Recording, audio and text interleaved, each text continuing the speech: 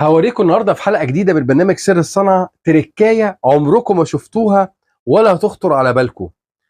ده نحاس اصلي، نحاس احمر، وده صاج. هنوريكم الصاج ده ازاي هيتحول يبقى نحاس احمر. الحلقه دي للتوعيه عشان اي حد بيشتري منتجات نحاسيه، فانوس، ابليك، اي حاجه، يتاكد الاول ان هو نحاس اصلي مش صاج.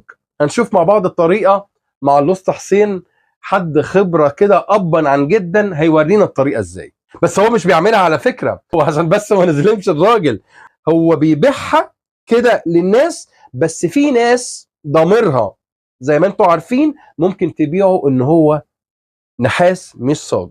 فنشوف مع بعض التركايه والطريقه ازاي. اتفضل. دوت كده بينزل هنا في النحاس الاحمر. ده كده حوض، ده حوض نحاس لون نحاس احمر. ده متوصل بكهرباء، موصل كهرباء. حلو. وايه اللي هناك دوت؟ ده نحاس احمر. دي شريحه نحاس احمر.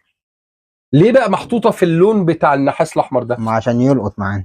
سالب وموجب يعني. سالب وموجب. وهنا في ملح احمر تخينه عشان الفانوس يطلع لونه احمر نحاسي. بيقعد قد ايه في الحوض كده؟ هو ممكن يقعد مثلا سكه 5 دقايق. يعني اللون النحاس بالنحاس اللي محطوط في الحوض بالملح اللي انت بتقول عليه، الملح، قطعه النحاس دي هتطلع حمراء. دي بتبقى سالب ولا موجب؟ دي سالب ودي موجب. قطعه النحاس سالب. بتدي للموجب اللي هي قطعه الصفيح، بتاخد منها النحاس. تمام. هو دلوقتي احنا هنطلع الفانوس. اوكي. هو طالع دلوقتي احمر اهوت، احمر نحاسي زيه زي النحاس. بص بينزل في الميه البيضاء كده اهو. هنعزل بس ميه الحوض منه وانزله هنا في الميه ديت اكسيديه او الكبريت ده. اوبا، بصوا بيتلون ازاي، وبيدي الوان التيف. اللي هو اكنه النحاس الاحمر الاصلي اللي على ابوه، صح كده؟ ايوه. هو طلعناه، هننزله في الميه البيضاء تاني بس. وبعد كده يخش النشاره. لازم النشاره كده تنشفه يعني. نشفه خالص.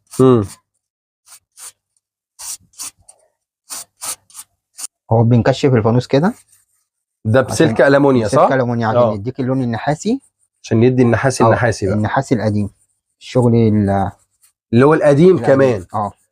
اللي هو الناس بتبيعه مثلا ان هي مثلا ايه اللي ما عندهمش يعني ضمائر دي، اللي هو يبيعوا لك اللي هو ده نحاس يعني اكسيديه قديم. اسبري شفاف اهوت هنرشه بيه عشان يثبت اللون بتاعه.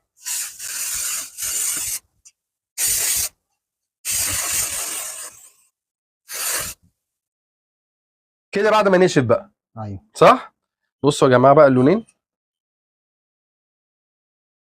وطبعا كل ما يقعد هيطمس هيبقى ايه، جاي من اللون ده جامد. ممكن القطعه دي تتباع انها يعني مثلا سواء بقى ابليك، صح، ابليك، اباجوره، اي حاجه، انها تبقى تتباع انها نحاس احمر. طريقه الكشف ازاي بقى؟ امسك كده سحس. اي مغناطيس صغير، اي مغناطيس، هو عنده المغناطيس اللي هو بتاع سماعه العربيات ده، ما علينا. طبعا المغناطيس مش بيمسك في النحاس اهو، يعني لو سبته يعني اهو، يعني لو سبته هيقع. انما في الصاج بقى اهو، اي مغناطيس صغير كده اهو. ده الفرق بين الصاج اللي معمول نحاس وبين النحاس الاصلي. انت قلت لي برضو معلومه كده في الفاصل ان انت ممكن تعمله برضو نحاس اصفر. بيتعمل نحاس اصفر نفس الحوض كده برضو. نفس الحوض، ايوه، بيتعمل نحاس اصفر. ننزله اصفر يطلع اصفر عادي نحاسي برضو. الحوض بقى يتحط فيه اللي هو النحاس الاصفر بشريحه نحاس اصفر في السالب والموجب، نفس القصه دي، بس يطلع اصفر بقى، صح كده؟